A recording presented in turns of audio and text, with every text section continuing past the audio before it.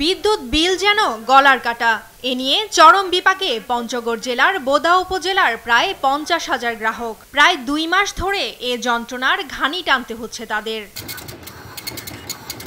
বিদ্যুৎ অফিসে দিনের পর দিন ঘুরে অভিযোগ করে টাকা জমা দিয়েও প্রতিকার পাচ্ছেন না তারা। কারণে অকারণে দালালদের দিতে হচ্ছে টাকা। প্রতিবাদ করলেও দেয়া হয় মামলার হুমকি। এদিকে দিন-রাত মিলে 8 ঘন্টা বিদ্যুৎ সেবা পাওয়াও কঠিন হয়ে পড়েছে।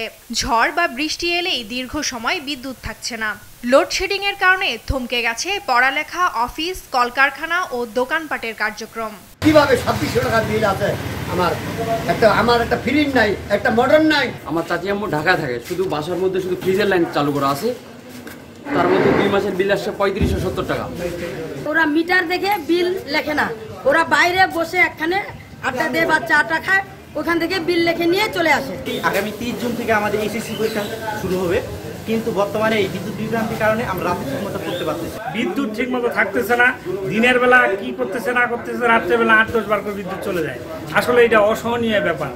এদিকে যান্ত্রিক ত্রুটি থাকতে পারে জানিয়ে অভিযোগ পেলে তদন্ত সাপেক্ষে বিল সমন্বয় করা হবে বলে জানান পল্লী বিদ্যুৎ কর্মকর্তা। অনেক সময় আমাদের কারিগরি সমস্যা থাকতে পারে। মিটার যেহেতু একটা টেকনিক্যাল জিনিস, যান্ত্রিক জিনিস, এটাতে অনেক সময় সমস্যা হয়।